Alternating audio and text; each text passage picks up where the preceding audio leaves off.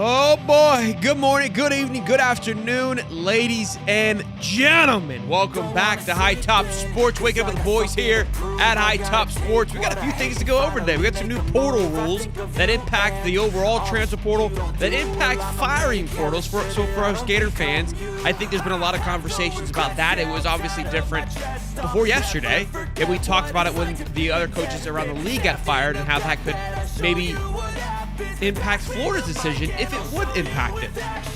Napier's job status. We got Andy Staples, who we've had on the show, wrote a little bit about this, of where it stands. I think a lot of people are asking, where does this stand with Napier? If he wins 8, if he wins 7, where is it all at? We talk about it kind of pretty often in the Discord, and everybody wants kind of a feel and an idea of where it's at. I think I have my thoughts and opinions. We'll go over that. Most likely to bounce back. We'll talk about that. Which teams? There's 2 teams we're going to go over. Which one is most likely to bounce back? And then pretenders or contenders. We'll go back and forth, Cody and I, over a few teams. But be sure to smash the like button, subscribe. Happy to have you guys tuning in every morning with us. Yesterday's show was an absolute banger. You guys tuned in a lot. One of our most viewed morning shows, which I greatly appreciate. It means a lot to us because I really enjoy doing these morning shows. They're actually becoming some of my favorites. Waking up and talking sports is kind of the dream. Obviously, we get to talk about it and do it all the time, but waking up, having your cup of coffee, like when you see it on TV, you're like, man, that just must be the life. Well, we're getting to do it and hang out with you guys, so we appreciate y'all tuning in.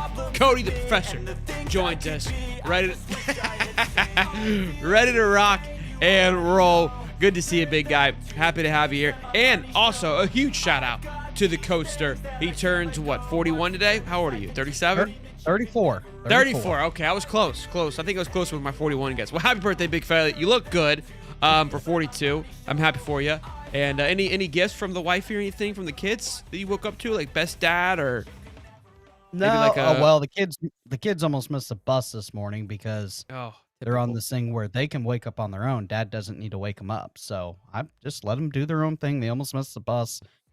Tiffany has to sub today, so she ran out the door last minute. So no happy birthday, nothing this morning.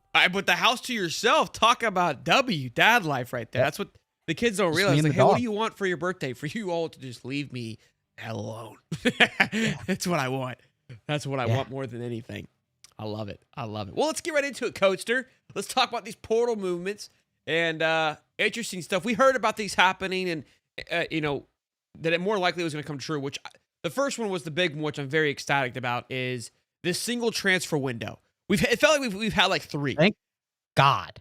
Right? We have it was before, prior to this ruling, was obviously after the season, like right after the season, right? Which was in the middle of recruiting, or the signing day, which was an issue. Then it went all the way until January, like the 15th or something like that. And then there was another one. Playoffs. Yeah, playoffs. Yeah. Where kids were having to leave. Like, I'm pretty sure Bo Pribula, who was at Penn State, if I'm not mistaken, left in the middle of their run because he's like, I gotta go. I may not have a home because of how long this team could play into the playoffs. And so that was a factor. Also, too, they could lose that spot. And then obviously there was a second window, which happened, I think, April, May, right after spring camp, which we got Elijah Badger. So Florida has, made do with it. As for a lot of teams have made do with it, but it's just too much.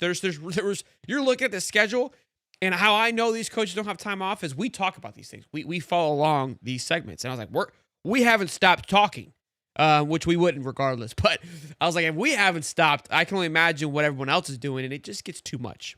So it's still changing, still moving. I'm sure they'll probably clean it up as it goes on, but now it's January only. The NCAA Administration Committee has approved eliminating the spring transfer portal, instead going forward with a single portal window in early January. Previously, there was a winter and a spring. Now, spring movement is largely cut out. And, so that's basically it. Early January. So now the whole month of December, which it was prior to, which is right in the middle of playoffs, which, again, we have the early signing day, which is like December 4th, 5th, 6th, 7th, kind of around that time, is happening. And so it was just too many moving pieces. When you happen. And look, think about it like this, because a coach being fired is now impacted. So you actually have some time to make some movements, right? Where if you fire a coach, they used to be able to have 30 days from the moment the coach was fired. So now you're screwed. There is no ability for you to move. I think you should still be able to transfer out. But man, you could be sitting there like a sitting duck if you don't do it right. Think about the Saban when he retired. Did it perfectly for Bama's sake. Because yes, although Bama players got 30 days from the moment that he was quit, essentially, the portal was closed at that point, and a lot of teams had already filled in their places. So there wasn't much landing spots for them to go to. The new rule is it aims to delay when players can enter in when the coaches let go. They must wait 5 days after a new head coach is officially announced that he's hired, and then they will have only 15 days to enter into the portal, which is perfect. Like, you can't milk this thing out. You can really play this thing to an advantage where. So technically, everybody that gets fired in the middle of the season, all their nobody can go anywhere. Will open. All their portal classes will open at the same, essentially close to the same time, because it's 5 days after the new coach comes to the program. Is announced. So rise of now, like UCLA, VTech, and Arkansas, and West Virginia Virginia, or not VTech, Virginia, UCLA, and Arkansas. Right now, because no coach has been announced, those kids can't enter into the portal until when everyone else can. Good. But if a coach were to be hired, like, let's say announced, which now there's no reason to announce it, right? Especially if your coach is currently coaching somewhere, you're not going to say anything. So there is probably a little bit of, political play of like, hey, come talk to the players before we announce this. Let's get in 2 days early. Come shake hands, kiss some babies, get a feel. Then you have 5 days to really double down. You can figure out who you want, make a priority. And then they only have 15 days after that. So, I look, the reason I think this is very important, because obviously I know with the Napier situation, this is something I talked about. I go, look, like, I feel a lot better, honestly, because if things were to happen, that was always a concern of mine. Of like, you don't want to lose players. Obviously, the ability to still lose players is there, but this gives you an avenue to allow for some transition, to allow for you to go in and try to put in a replacement that could make the current roster happy, where prior to they could just leave if they didn't want to. Yeah. Well, and it gives those 5 days, it gives those new coaches to kind of establish a little bit of a relationship with players he wants to keep, which I kind of like. Exactly. I mean, because that dude, they could announce that dude's already there as soon as they announce it. Because the announcement's at the press conference. It's not what whoever Twitter says is going to be there. The official announcement would be at the press conference. Therefore, he would be there already. Therefore, his team has probably already scouted the players that he wants to keep. They can go in there and wheel and deal, get rid of the kids they don't want, try to keep the kids they do. I think it's probably the best move to save college football they've ever come up with ever since NIL and transfer portal. This might be the single ruling might be the biggest impact to saving college football as we know it. It's cleaning it up. It's allowing for both parties to have a say in it, but not one party to have full control. Correct. Right? And that's where we were before, where the coaches had all the control and they felt like the players had all the control. Now everybody has a say. Everybody has an opportunity. Everyone, is faced with a challenge to make a decision. But again, I think it really goes back to what this does. Is like, well, what if it's not fair to the kid? They only have 15 days. Listen, it really goes back to, hey, when you are choosing a school, understand, like, hey, like, you're picking it for more than just the coach, right? You're kind of influencing back to the old ways. It helps the boosters out too, because they can't just have kids just be dipping right away. So they've dumped all this money into.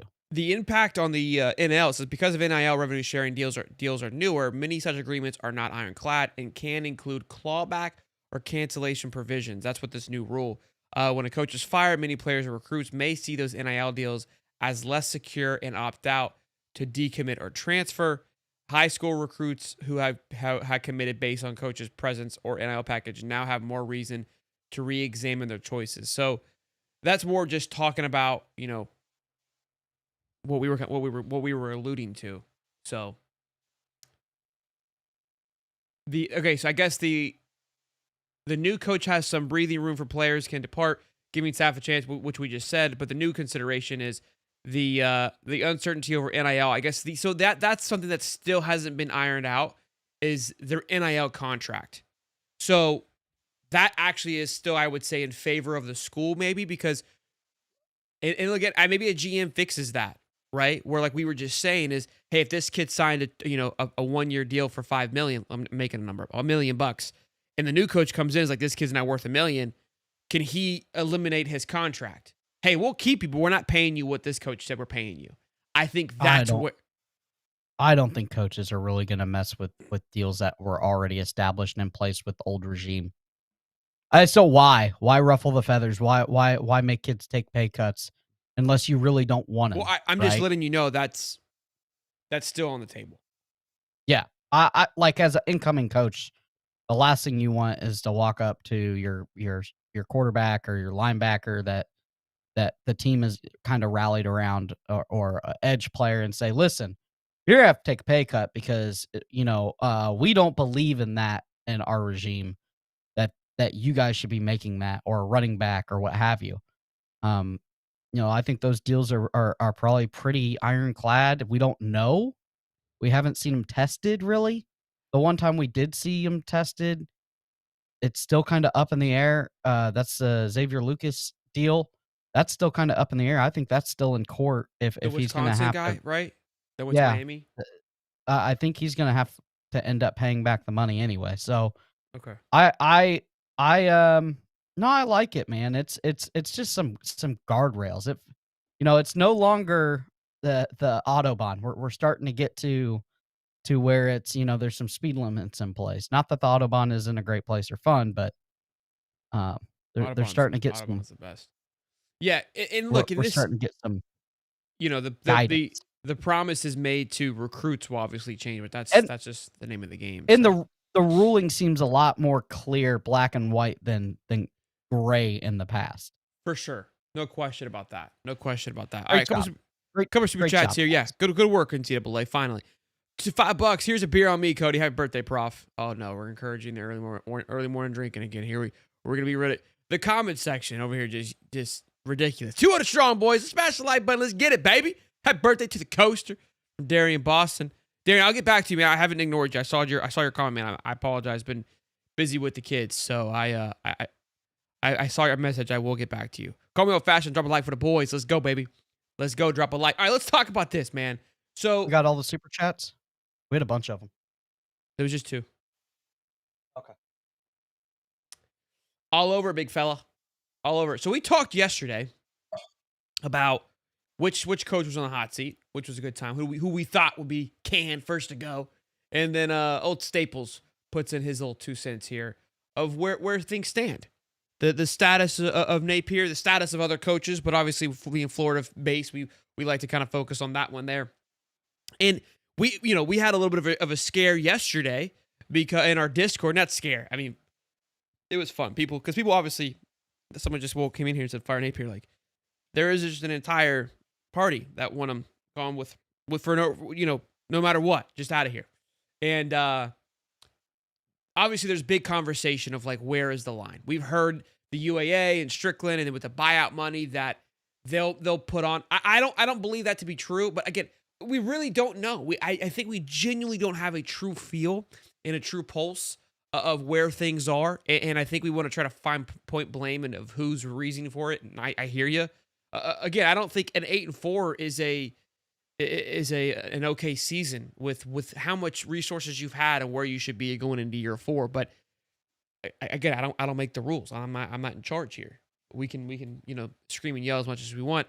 Anywho, in our Discord, one of our guys comes in, Delta, and was watching the Gators Nation podcast. The guy who breaks down the film does a great job, by the way. And they had somebody on their podcast. I'm shorthanding this. I'm hoping I'm not butchering this. That was close to the UAA or once worked on the UAA, and they said, "Hey, there's a possibility that if he goes 6-6, he still stays." And so that spread into the Discord like wildfire. Like, what the heck? Like, I would be at all if that were the case. Then some people asked around that wasn't the same vibe, that wasn't the same buzz, And then Andy Staples wrote an article, which I really appreciated, who is somebody who's very close. He was a Gator alum, very close to the program. We had him on the show last year during all of this. And he felt like it was as good as gone for Napier to be out of there as of last year, which we all did. And then he obviously had the turnaround. The leash was much more given back then. But look, here's what he said. He says, which has industry sources already pointing to a second half of the season turnaround for Napier after his win to Texas, similar to last year. Florida still controls his destiny and could run the table. When you say that, you get dragged, but could is that's just a matter of fact. It's mathematically possible. Yeah.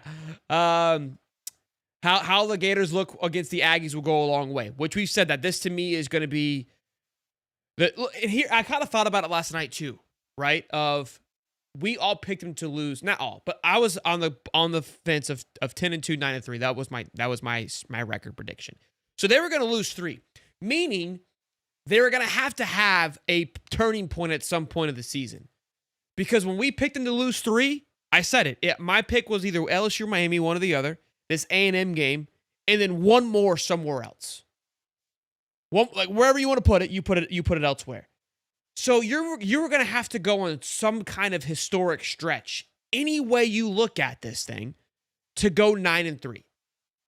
It's going to be one of the most historic stretches of all time now, right?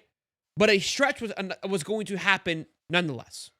Just it is what it is. You're either going to have to go to LSU and win, which was going to be insane, right? Which would have been nice. You're going to have to probably go and beat Mississippi State, Georgia, Ole Miss on the road, and Kentucky all in a row to be into that category. So, again, I kind of thought, I was like, they were going to have to do some crazy things regardless when we were talking about it. Here we go. So, win the game or lose close, and then the narrative continues that Napier is engineering another turnaround. And that's kind of where I said, I go 8-4. If he loses this weekend, it could really still, in a way, protect himself. Although I agree that I don't think 8-4 is acceptable. But if it's close, I just don't see them getting rid of him.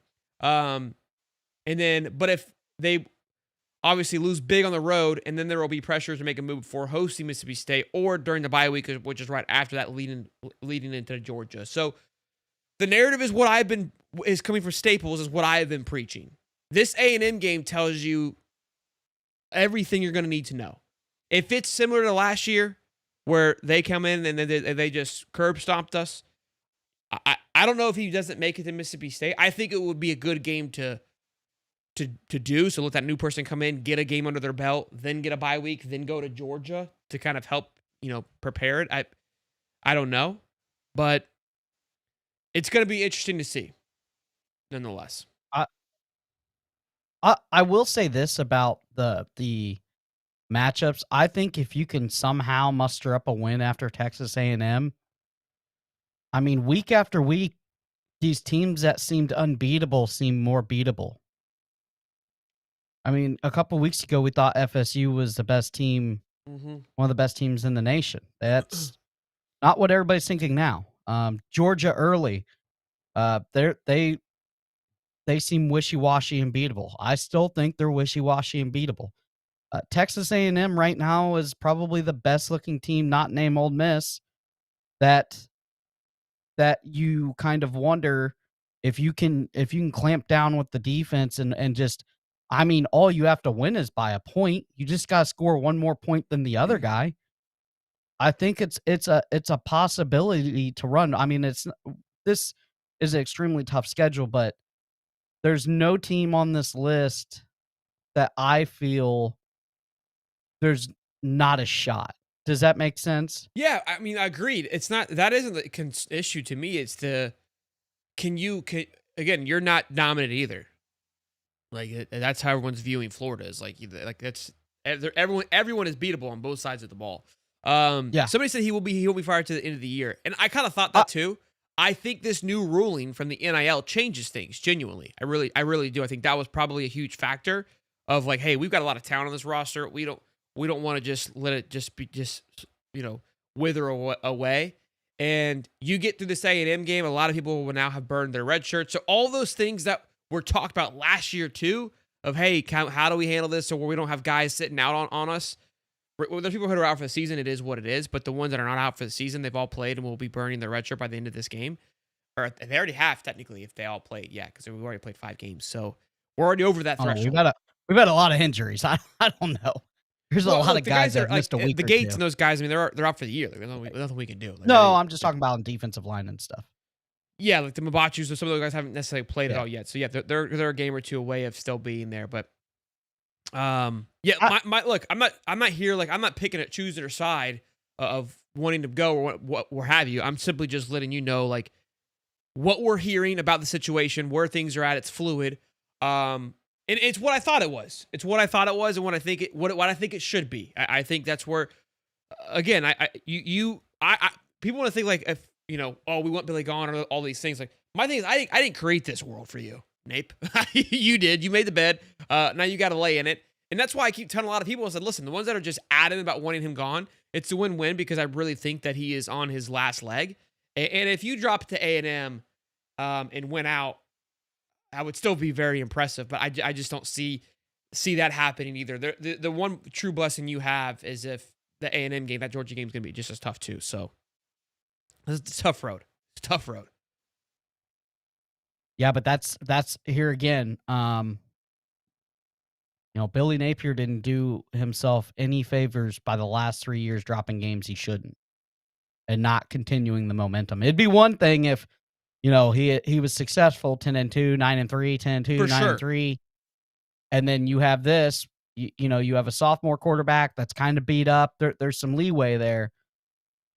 But the leeway's gone. There is no there's no more eliminated leeway. all the leeway, yeah. Yeah. So you're again, that's no fault of us. That's not even us being crazy fans. That's in Billy Napier fashion, living on the razor edge. You remember when he came here, he was 21-2 in one-score games. Well, we thought that was great. No, it's because he was in a shit ton of one-score games. He is now in a one-score game every single week. One score being you're on the razor edge of getting a can. Kudos to you. I was going back. I was looking at our Discord. I was trying to find some people to call out, but I couldn't find anything good for the Texas comments. And I searched Texas, and you popped up, and you said that Florida wins by a touchdown. So kudos to you because you were right. It was 8 points. But also, I just wanted to get it out there. I talked about it on the Monday show when we made our Texas video earlier on in the year when we were doing this show. I think we were both very reserved on him. Sir? We were both very reserved on him. Yeah, and we looked over some of the practice notes, and we talked about how I said the beat writer who wrote the article was great because he said, hey, there's a concern with the O-line, there's a concern with this, and this, and we talked about it, and we kind of correlated that with the returning starters, and I said these are some things that I would be concerned about. Bro, when I tell you we got dragged, we got absolutely dragged, which is par for the course. Like at this point, it's tough because it's not tough. I mean, I genuinely try to do the best that I can because I want to be respected in this space, but there's lines to it. I understand that. People were going in, and I was like, this is why it's crazy because we weren't necessarily like dying on this hill of just making stuff up. Like we took reports from the camp and then spoke about it and went further into it and detailed on it. And so we were getting clowns, you're a joke, not ball knowers, just a bunch of two dudes in front of a mic talking. Yeah. When I tell you what, boys, I'm up late with the kiddo. I got time. Bro, the pettiness of all pettiness. Did we stripe one down the fairway, baby? Oh, we absolutely poked it, baby. Nobody's responded yet. I love it because one guy was like, he legit wrote a novel, and I was like, I'm not reading all that. And he's like, I wrote this guy 3 times. He hasn't responded. I go, sorry, but I was too busy winning football games. What's the update now? Like I've had a blast reminding them that they look stupid. Which, because again, we all look stupid too. So nobody. I think that we said Oklahoma was going to be sleepy good too. Yeah, I think we're for right now. Let's talk before we get into the next comment, and we'll go to super chat. Accountability session here. Yeah. Where Colin was right, where Colin was wrong. Yeah, let's see where we were. Some of them I don't feel like I had like a true conviction to say that, like, hey, A&M, I was high on them. Did I think they were going to be this good? I don't know. Still a long way to go, but I felt like they've performed like I thought they would, personally. Yep. LSU, I had them very high. So they've looked worse, but I was reserved. I think with the way they performed that you were more right than I was. I was reserved on the wrong side of the ball. I was reserved on the defense. Yeah. And the defense is carrying them along, and it was the offense. But I was reserved on LSU. Tennessee, I was spot on. Tennessee, I came back around and was like, look, I think they're gonna be much better than people anticipate. I wasn't concerned with the Joey Aguilar situation at all. I was took all the L on Tennessee. I said it could be one of Tennessee's worst years ever. Yeah. Okay, so you're wrong on that one. Mizzou, I thought Mizzou was gonna have a down year. They've looked better than before. So I said because of the schedule, I thought they were going to be just like the last couple of years, sneaky good. Okay. Ole Miss, I think we were kind of indifferent on. I think I genuinely didn't have a true take on it because of, it's just Lane Kiffin. You really don't know. Yeah, points. Georgia is right where I thought they were. I said they'll probably lose 2 games. That's where I thought. I said 3-2 wins or losses. Excuse me. Gunnar Stockton looks about like what I said he was going to look. Yeah. South Carolina is not what we thought. They're worse than we thought.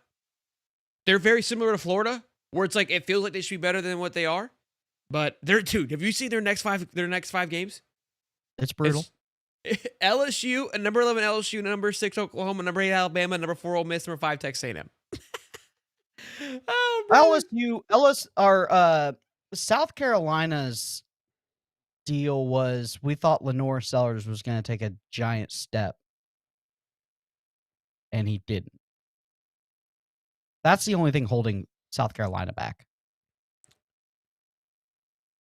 Defensively, they haven't been as stout either, personally. I thought they were going to be better defensively. Okay. Yeah, I thought so too. Auburn's right where I thought they would be.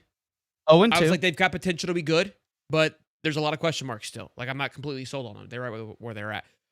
Muddy says the UCLA's new interim head coach, Sunshine, became a huge topic after upsetting Penn State. Any coaches under the radar on Florida staff that could be a huge hit, maybe Spurrier Jr. Yeah, there's a lot of if you're the UAA and you're looking around the league of like, hey, what should we do here? Everything is in your favor right now of like, hey, if you're concerned before about firing your coach because of these things, for UCLA to go out there and beat Penn State with just a change of the regime, and they lost everybody. Again, I don't think that the difference between that UCLA team and this team is I don't think that UCLA team had any buy-in to that coach. Which is there's a difference there. Like I think that's where part of the issue and factor was. But let's read a couple super chats and then we'll keep it moving here, boys. $5, chug, chug, chug. Happy birthday, Cody. Go Gators. I love it. And then Junior, $5. Happy birthday. Anything is possible with DJ. Film breakdown with the champ is awesome. Appreciate y'all. Thanks. Yeah, that was a great breakdown. I clipped it up because a lot of people really enjoyed it. And I was like, this is very informative. Take it for what you will. Some people continue to call us clowns and idiots, which it's always a fan favorite of mine. I love it. Thankfully, YouTube has been weird. I don't know if they just know that it's been bad lately, but they haven't really showed us all the comments. So I haven't seen a lot of the nonsense. Yeah, I really got to go look for it. But except for the drinking in the morning comment, that usually pops up. Yeah, they always find a way to let Cody know to go to AA. Those are always good ones there. Yeah, and I'm an enabler. That's always good. Yeah, you're an enabler. So out of the SEC, we were only wrong about 2. Yeah, because I think we had Vandy right where they were. Kentucky, Vandy, the verdict's still out. Let's see how that rolls, just because the first 5 were kind of whatever. But Kentucky, we were wondering if Mark Stoops was going to get fired this year. Yeah, we knew they would be bad. Texas, I don't think they'd be this bad. I don't think they said they're this bad. I mean, they've lost two solid games, but they're right where I thought they would be, to be quite honest. I was worried about Arch, and then as their running back room keeps taking hits, it's not good. Which we did talk about the running back room. Yeah, Arkansas, I think, is kind of where we thought it would be. So we were wondering if Sam Pittman was going to get fired. Absolutely. Yep. Which he ended up doing. Yep. So we kind of might know what we're talking about. We hit and miss. Not too shabby. All right, so a couple of things surrounding this Arch Manning Red River rivalry that's happening this weekend. John Napier may be back for the game, which is crazy. They flew him down to Tijuana, got him some stem cells. You know what I'm saying, bro? I go, who? That's what they did. This is crazy, bro. Crazy. Got Wolverine blood in him. Now, Venerable said that in this interview that he doesn't expect him back. So there's obviously maybe a little gamemanship there, but they feel really confident. Look, do you feel like the need after you've seen Arch play? Look, in my opinion, and we're gonna get into this, most likely to bounce back. Texas is part of that conversation, so I don't want to get ahead of ourselves a little bit. But he's very similar to DJ. Of like, it's like right there, like you can taste it. But Paul Finebaum says there's a couple of things I want to go over. Because Paul Finebaum says this, and then there was an article that really rallied people up. I don't know if you saw it. It was too much.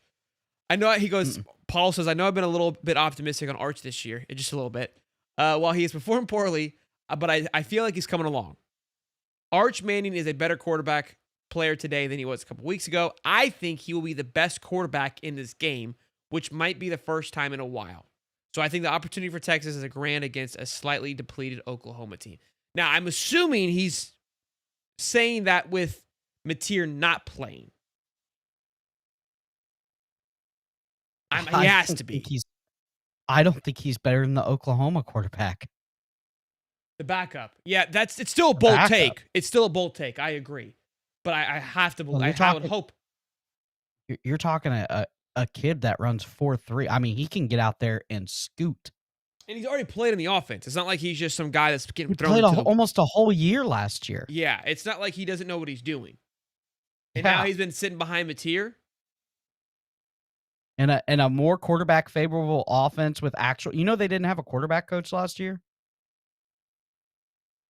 Yeah, that's true. So who knows? I mean, he could come in and absolutely sling it.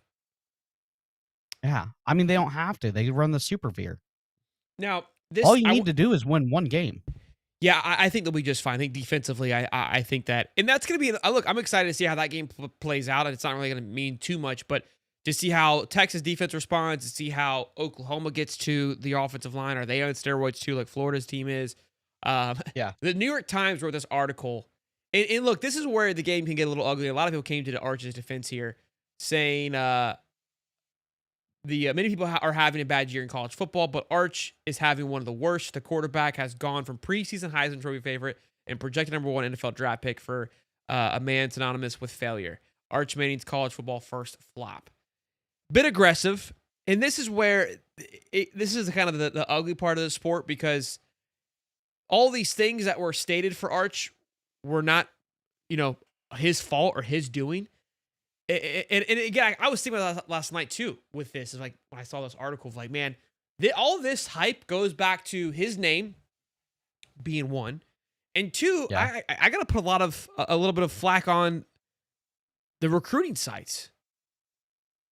On3, 247, making him the number 1 perfect rated quarterback when you truly, genuinely had no, like, this is one that needs to be studied and asked more about. Like, it's a flop in what regards? Because he was considered one of the highest rated quarterbacks. He was a perfect scorer. There's only been 3 of them, him, Quinn, and Vince Young.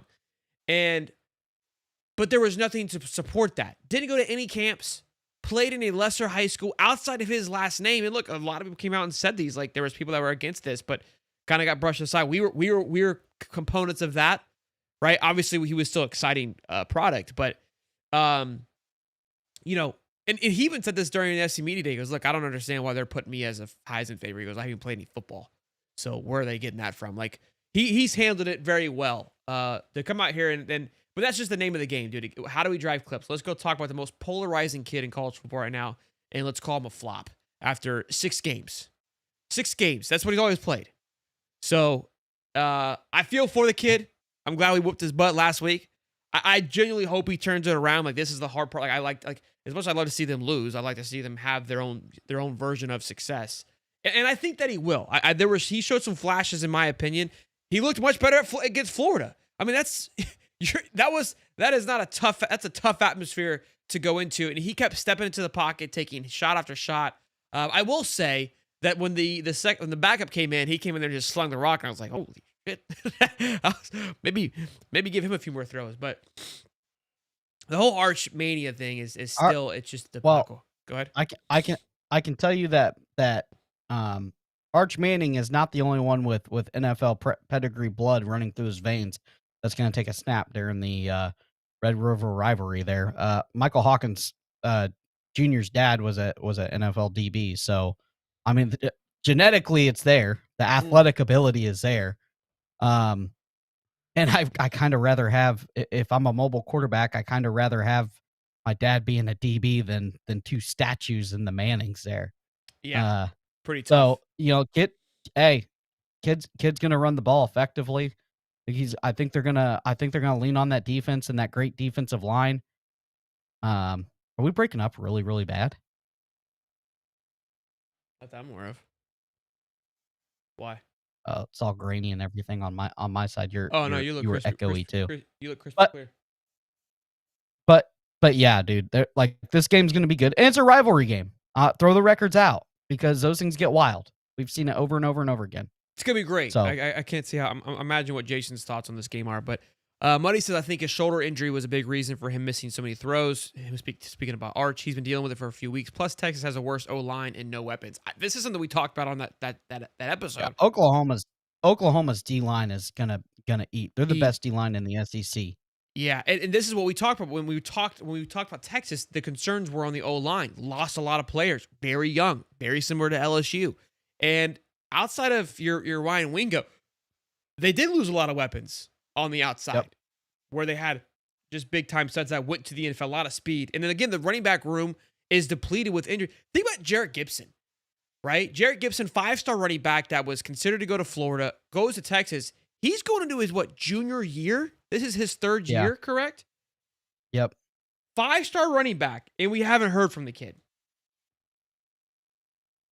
Well, look at this. Look at the stable of running backs that they've had before him, though. I mean, you're a 5-star guy. You were the number one running back at one point. Oh no, he's a sophomore. He has to be redshirt sophomore then, right? Bijan was before him. But he wasn't there. He wasn't there with Bijan. Blue, Bijan. Oh no, so he's a sophomore. Excuse me, he's a sophomore. Okay. This is his second year. So same class as Jaden Ball. I'm just surprised he hasn't touched the field more. That's all. As a 5-star kid. Give me Ball over Gibson right now. Oh, for sure. Look, maybe he'll bust off. Maybe he's kind of like that Alabama. I'm hoping for the kid. The kid was, I mean. Oh, Baxter's 5-star kid. Yeah, they overpay at running back. Well, but Baxter's not playing, right? Like that was my point. Is like when you've got guys that are out, why isn't like like we've talked about? You should just go to the next guy. Like I know they have such Gibson a was hurt. Gibson was hurt this weekend. How was he hurt? I don't know, ankle or something. You know, these kids get hurt all the time. Yeah, true that. All right, let's get into it, boys. They get hurt just walking. You know what it is? They wear slides too much. Yeah, I can't believe he's only a sophomore. I feel like he's been. I guess we just talked about it so dang much that I felt like he's been in the league for a while. Him being Jarrett Gibson. Time flies and goes slow all at the same time. Who's more likely to bounce back? You got Texas and Penn State dropping. Penn State dropped an unaccounted for one against UCLA. Texas loses 2 that I think a lot of people probably had circled as like very possible losses. But now 2 teams that were preseason 1 and 3 are no longer ranked. No, are on the outside looking in now, in a way of taking away their control of their own destiny. So the question is who's most likely to bounce back? If you look at schedule, it's favorable for Penn State over Texas. I'll let you go first, though, big fella. Probably give me Texas. I can't stand Penn State. I hate Penn State. I don't care if they ever win another game again. Their brand of ball sucks, and they should be in purgatory for what happened up there with their football program a few years ago. Quite a few years ago, but that stuff doesn't wash off overnight, okay? And I think Texas, I think Arch is gonna figure it out. Do I think he's gonna be the best quarterback we've ever seen? No, but I think he's gonna be. I mean, he's got the frame. He's got he's got all of the coaching that you could ever want.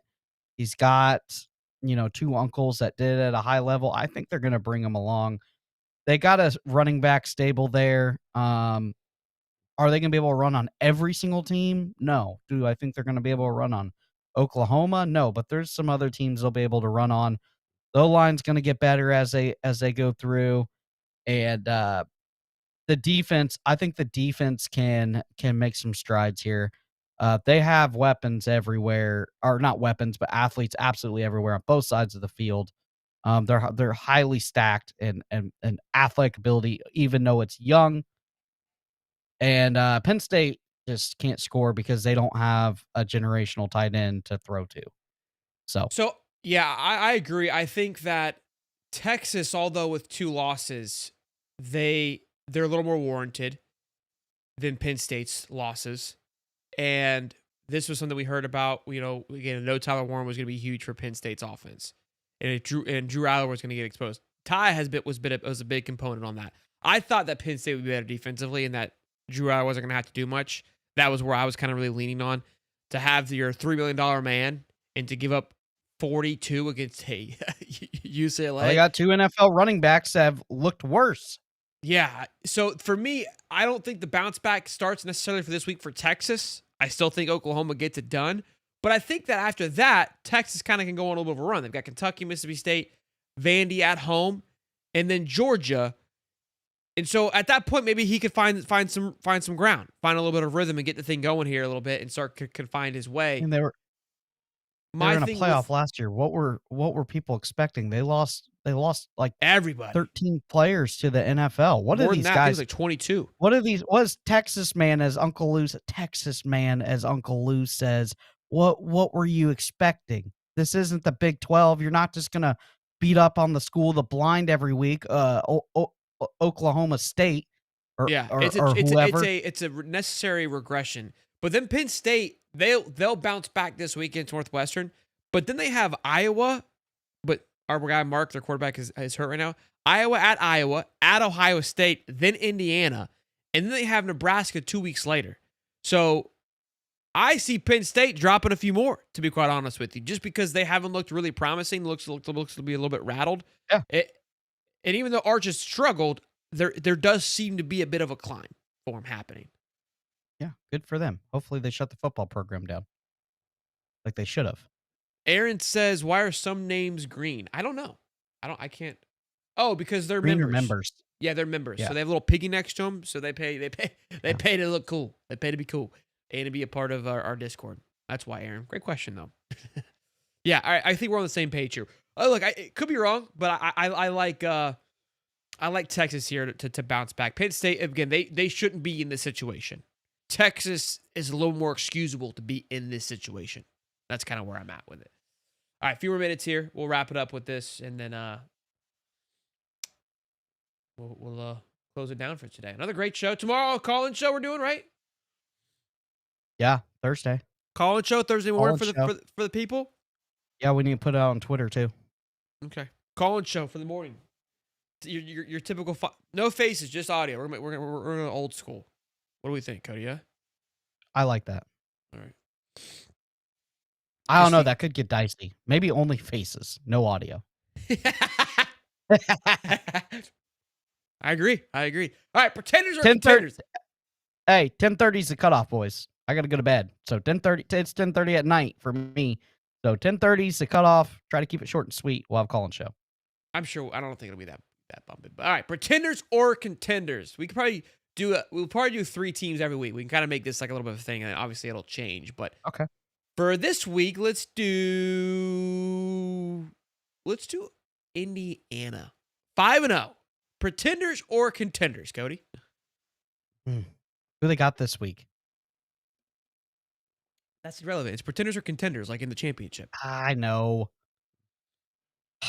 It's tough because I think they got a fairly easy schedule. God, contenders. That's irrelevant. I think that they're a well-coached team. They got a good quarterback. They're scoring points. They're good on defense. I don't know how that transfers over when they play a juggernaut like Ohio State or Oregon. Give me contender for the hometown Bloomington Hoosiers. I gotta agree with you. Basketball school now.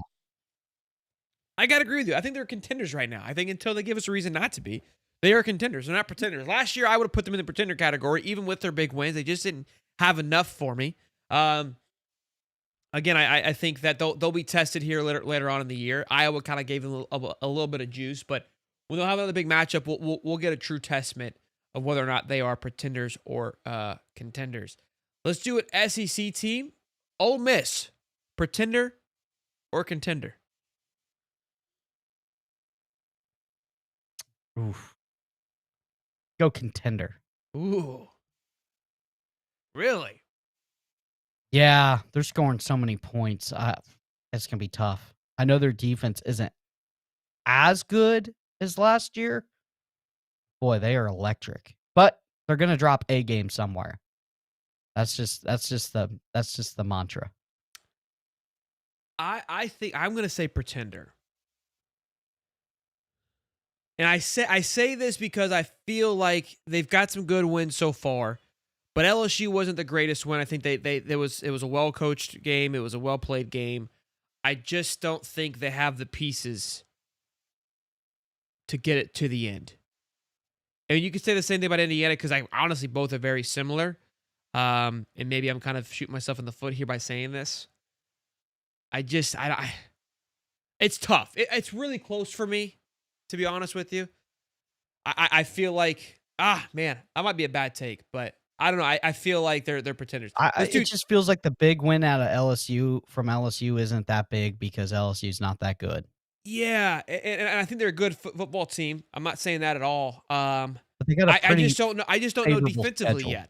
I don't think defensively they've got what I'm rocking with. Texas was going to be Texas Tech is the other one. Pretender or contender? Big 12 Texas Tech.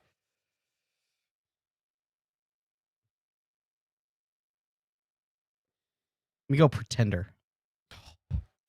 Okay. Yeah, I think somebody's going to beat them in the Big 12. Well, look, I'm contender. I think they've got it figured out on both sides of the ball, to be quite honest with you. And I think that their schedule is going to be very complimentary. They're going to roll into the playoffs, and at that point, they're going to have some confidence. I think they were really well tested defensively against Utah. And that was something that I needed to see personally was how their defense is. Offensively, we've always known they can score. And the fact that they go to their backup and they play the way they played, they've got depth. They've got something that they haven't had in the past. So I'm contender with Texas Tech. They don't have any ranked teams left. They can roll in. They have Kansas though, I think, right? They got Kansas, which is going to be tough. They got Arizona State ranked at 21, and then they have BYU to still play. I'll be right back. And they got UCF, West Virginia, Kansas State. Kansas State's a fraud. Yeah, give me pretenders. Give me pretenders for now. I just don't think they really haven't played anybody not named Utah. I mean, they played Arkansas, Pine Bluff, Kent State, Oregon State, Utah, and Houston. I mean, they don't have any marquee wins. They've beat up on a bad schedule, and I don't believe it. They get past the Jayhawks, maybe, but I'm not sold. They've looked great against bad teams, and we know what happens when you look great against bad teams. Texas get beat by Florida in the swamp. Where'd he go?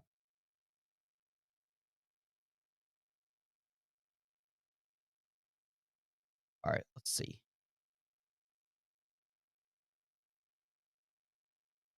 Yeah, I agree. Indiana beat Iowa and Illinois. Yeah, we would beat them too.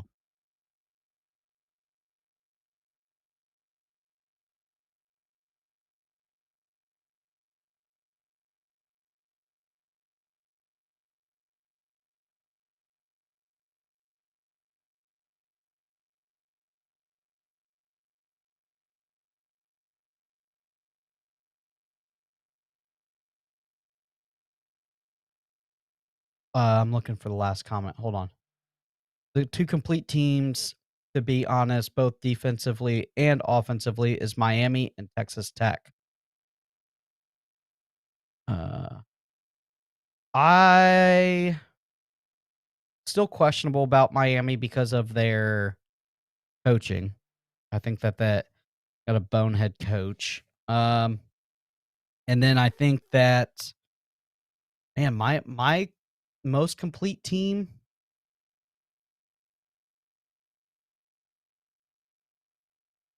Trying to think who looks the best. Alabama for me is right now Probably my most complete team. Bro. What? He's That just morning acting poo an just animal? comes. Yeah, I mean, you can't even put brakes Oh, on it anymore, dude. When you hit over yeah, 30. I hear you, bub. Whew. I mean, I couldn't even sit still. All right. We good? Good.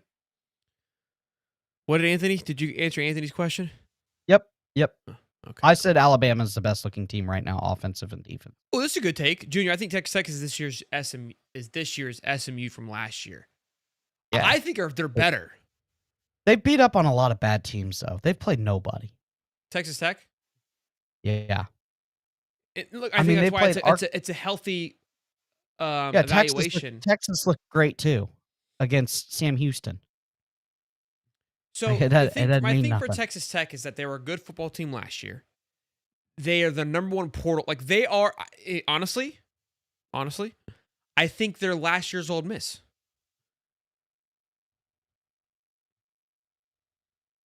Yeah. Ole Miss beat up on a lot of bad teams too. And we're right there. I don't think they lose 3 games though, and they're going to make it into the playoffs. And I think that, because again, Ole Miss had the number one portal class headed into last year. Texas Tech had it this year. Texas Tech had a great base headed into this year. Ole Miss did last year. And look, they've got Kansas, Arizona State. We'll learn a lot over these next 2 weeks. Kansas will be a good matchup. And Zach says Oregon. Zach says Oregon too. Yeah, Oregon's a complete team. Just nobody watches them because they're on at 11:30 at night kickoff. We'll do Oregon next week or something like that. Okay. What's funny is Texas Tech, when they played Utah, at the time had no more ranked teams on their schedule. And now they have 3. They have Arizona State, BYU. Oh, excuse me, 2 more. And BYU. So at least you got a little bit. It's the dynamic of the schedule. I mean, Florida's schedule looked an absolute gauntlet, and as teams play more games, they don't look, they look beatable. That's a part of college football. That's what makes it great. That's why we play the games and we don't just, write it on paper and say, "Yep, this is your national champion." We should just write it on paper though. It'd be better. Yeah, it probably would be. Oh, here's another take. Texas Tech is the Florida State team with Jordan Travis with all these transfer portal guys. That's another solid one. That was a very good team. I think this Texas Tech team is legit. I think that they will represent the Big 12 better than the Big 12 was represented last year with Arizona State. Now, how far does that take them? I don't know. Easy. You think that Arizona State's team beats this Texas Tech team? Last year? Yeah. And they went toe-to-toe with Texas, which was a pretty good team. I'm just telling you, this Texas Tech team is stacked, bro. Yeah, it's so hard because teams just get a momentum and a roll going. Like we saw Arizona State starting to figure out their selves. Their quarterback's starting to look pretty good. That wide receiver we talked about, Tyson, that we talked about all last year, how good he was if he wasn't injured. We'll find out if Texas Tech is real in 2 weeks. I hear you. I just think I'm a believer in Joey McGuire right now. That's all that I'm saying. It could change, but I'm a believer. Show me the money. I'm a believer. I'm a believer. Great show, Cody, again. I mean, back at it again with the morning shows. Listen, they're 260 strong. I mean, these things have really ramped up. Your all support has been incredible. Would love to have 100 likes, but beggars can't be choosers, right? So the support has been great. I got to figure it out. We got to figure out how to continue to do these things because I told the wife, man, the morning shows are awesome. There's some of my favorite. Cody and I have really had a good time. Well, I don't know if Cody's had a good time. I don't care what Cody wants, but no, we've had a good time doing them. And you guys tuning in every single morning with us, hanging out with us means a lot. I appreciate it. We'll be live tonight, live at 8:35. We're having a Texas A&M beat writer join us to preview that game. I've really enjoyed having the opposing fan bases come on and give us their perspective. I think, for me anyways, the way I look at it is they tell us things that we maybe either are already thinking or don't know, and it's something to watch and maybe look for of how they can overcome certain situations. So we are obviously very in tune with our team. To hear them be in tune with their team and to get more knowledge, it is always a good time. It reminds me of when we had our guy Fawcett come on to talk about Florida basketball, to what to look for, what to expect in certain matchups. So that's where we're at with it. Be sure to smash it, like it, do all the good stuff. Call in show tomorrow. If you guys are watching, you go, man, I want to tell these guys how dumb they are. You get your chance tomorrow morning live, 9:35. Cody, Prof, Sheldon. What? Get in the box, baby. Get in the box, baby. Get in the box. Y'all be good. Peace and love, baby. So give me all the scars, I'm a human being.